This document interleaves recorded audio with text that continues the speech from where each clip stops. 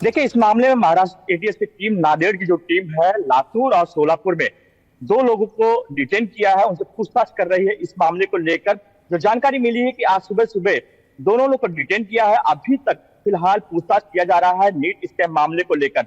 ATS सूत्रों से कहना है कि इस मामले में और लोग हो सकते हैं, क्योंकि जिस तरह से दो लोग का बिहार और दिल्ली से इनपुट मिला, उसके आधार पर आज सुबह सुबह दोनों लोग को हिरासत में लेकर पूछताछ किया जा रहा है। फिलहाल एटीएस कहना है कि कई जगह पे और लोग से पूछताछ कर सकती है। फिलहाल इन लोगों से पूछताछ किया जा रहा है और इस मामले से जुड़ी महाराष्ट्र में और कौन कौन लोग साथ में है, इसके बारे में जानकारी एटीएस जुटा रही है।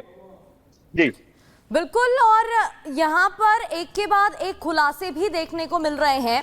ये भी जरा जानकारी दीजिएगा कि कई लोगों के नाम सामने आ रहे हैं, नए नए किरदार भी देखने को मिल रहे हैं। महाराष्ट्र की अगर हम बात करें, वो कौन से प्रमुख नाम हैं जो बताए जा रहे हैं जो इन्वॉल्व थे इस पूरे मैटर में? देखिए, इस मामले में अभी फिलहाल एटीएस कुछ बताने को तैयार नहीं है, लेकिन सिर्फ यही जानकारी दे रही है कि इस मामले में दो लोगों को हमने हिरासत में लिया है। आज सुबह से ही लगातार पूछताछ किया जा रहा है और जो दो लोग हैं, लातूर और सोलापुर के दो लोग हैं और जो बताए जा रहे हैं कि दोनों टीचर हैं और दोनों से लगातार पूछताछ किया जा रहा है।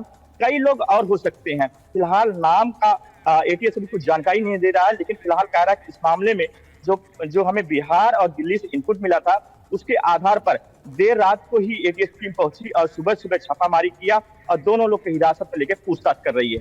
जी ठीक है सत्यप्रकाश, हम आपके पास लौट रहे हैं क्योंकि इस बीच एक और बड़ी खबर मिल रही है और इसी मामले से जुड़ी बड़ी खबर यह है संजीव मुखिया के कुछ और साथियों की तलाश हो रही है। संजीव मुखिया के कुछ और साथियों की तलाश पुलिस कर रही है। अंशुल सिंह और अतुल वत्स की तलाश की जा रही है। नीट पेपर लीक घोटाले से कनेक्शन का ये पूरा शक जाहिर किया जा रहा है। संजीव मुखिया के घर हमारे सहयोगी अनूप पहुंचे भी थे, हम सीधे रुक लेते हैं। अनूप लगातार ग्राउंड पर बने हुए हैं। अनूप, अब संजीव मुखिया के कुछ और जो जुड़े लोग थे, साथी, उनकी तलाश है, जिसमें अंशुल का नाम सामने आ रहा है, अतुल वत्स का नाम सामने आ रहा है। अब इनकी क्या बड़ी भूमिका रही इसमें? बिल्कुल, देखिए जो अमित आनंद और नीतीश कुमार है, आप सबसे पहले उनकी गिरफ्तारी हुई थी।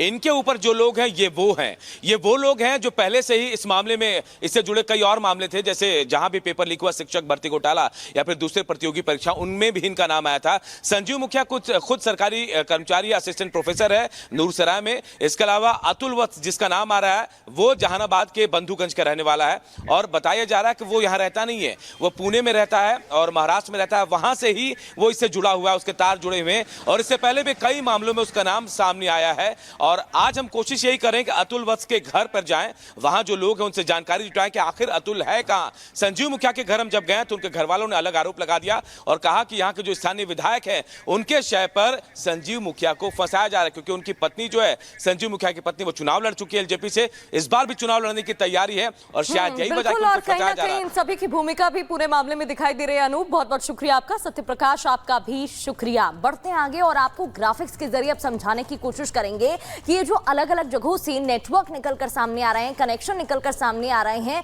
क्या पूरा मामला रहा और कहां कहां ये कनेक्शन जाते दिखाई दे रहे हैं। जरा ये मैप के जरिए समझने की कोशिश करिएगा। ना सिर्फ झारखंड, बिहार, उत्तर प्रदेश, इसके अलावा महाराष्ट्र कनेक्शन निकलकर सामने आ रहा है। इसके जो तार हैं अब अलग अलग जगहों से जुड़ते दिखाई दे रहे हैं।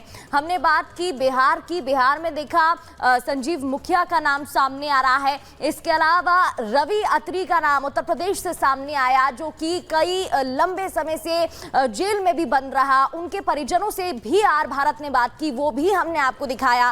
फिर महाराष्ट्र कनेक्शन जाता दिखाई दे रहा है, इसमें भी कई लोगों के नाम निकलकर सामने आ रहा है। हरियाणा का नाम सामने आ रहा है। कई वो जगह अब सामने आ चुकी हैं जहां पर इसके तार फैले हुए दिखाई दे रहे हैं।